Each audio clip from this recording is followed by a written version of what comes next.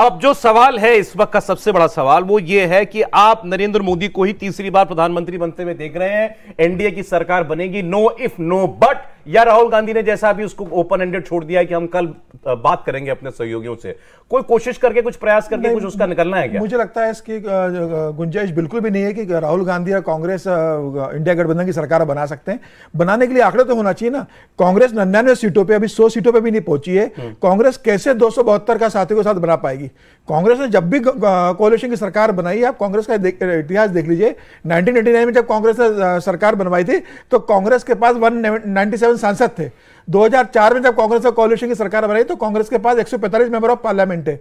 2009 में कांग्रेस ने बनाई तो 2045 कांग्रेस के पास सांसद थे।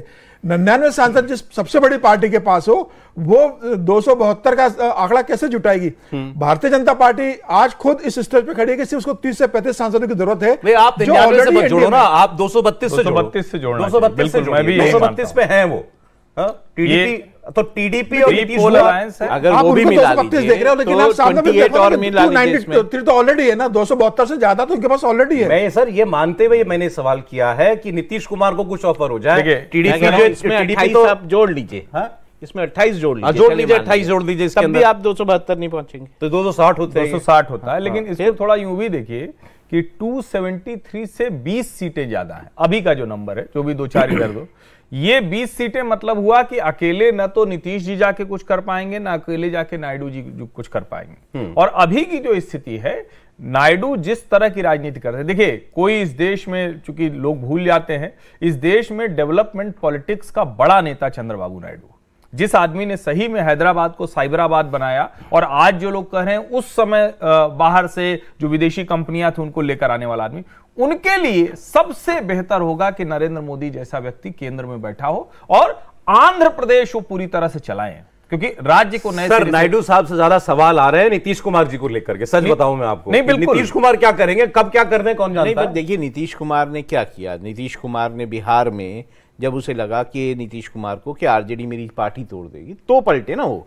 यहां पर नीतीश कुमार अगर आते भी हैं तो वो नंबर पूरा नहीं होता जिसके कारण कुछ मिल जाए उनको। अगर मैं मान लेता हूं चलिए नीतीश कुमार आ जाते हैं, बाकी आते हैं 260 पहुंचेंगे, आप मान लीजिए वाईएसआर को भी इसमें जोड़ लीजिए, वाईएसआर के थोड़े बहुत नंबर आए हैं, 4 सीटें आई हैं, वो भी जोड़ लीजिए। उधर मैं बोल रहा हूं कि अनलाइकली सिनेरियो के अब बीजेडी भी एक सीट आई है, शायद एक वो जोड़ लीजिए, ये भी कमाल है ना। अगर आप अदर्स में भी जोड़ लेंगे, की पता नहीं एक है कि नहीं है, साफ है, जीरो है।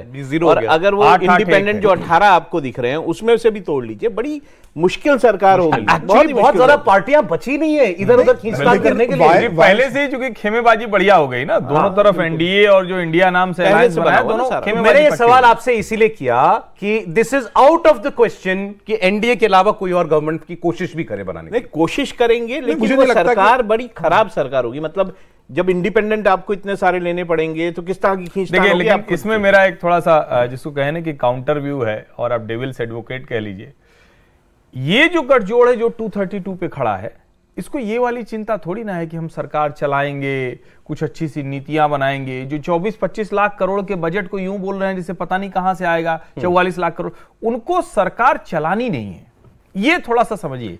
नरेंद्र मोदी 293, 292, 294 या जितने पे भी हो जाए, उनको सरकार चलानी है, इनको सरकार गिरानी है, इनको सरकार ऐसे कर देनी कि लोगों का भरोसा टूट जाए और इसके बाद लोग कहें कि अरे भाई कोई क्लियर मेजॉरिटी नहीं हो सकती। और कमाल की बात ये, एक बड़ा वर्ग है जो क्या कहता है, सब मिलजुल के सरकार चलाएं। नहीं, वो सही कह रहे हैं। अनलाइकली सिनेरियो में कांग्रेस जो है ये मिलीजुली सरकार बना ले तो बीजेपी चुपचाप बैठी रहेगी? नहीं बैठेगी। नहीं, तो अभी बीजेपी ही अपर हैंड है। 3 महीने में 4 महीने में बीजेपी वो सरकार गिरा देती है तो उसका क्या असर आएगा? देखिए साहब, देश के अंदर कोलिशन सरकारें जितनी भी रही, उसमें किसी सरकार में, किसी भी सरकार में 240 वाली पार्टी सत्ता में नहीं हो, ऐसा कभी नहीं हुआ। बिल्कुल।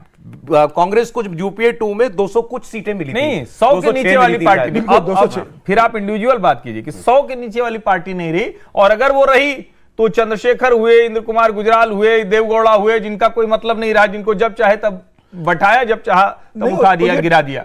293 सीट जो है, मेरा ये कहना है, तो गठबंधन की पार्टी रही है ना, इंडिया गठबंधन पहले चुनाव के पूर्व का गठबंधन इन है। एनी केस मैं अब सारे कुछ भी सिनारियो 240 अगर भारतीय जनता पार्टी को मिली है तो सरकार भारतीय जनता पार्टी ही बनाएगी, प्रधानमंत्री नरेंद्र मोदी कर लिए। मांझी से बात हो गई है, चिराग पासवान से बात हो गई है, चंद्रबाबू नायडू से बात हो गई है, और मैं आपको यह भी बता दूं कि अमित शाह ने अभी वाईएसआर के जगनमोहन रेड्डी से बात की है।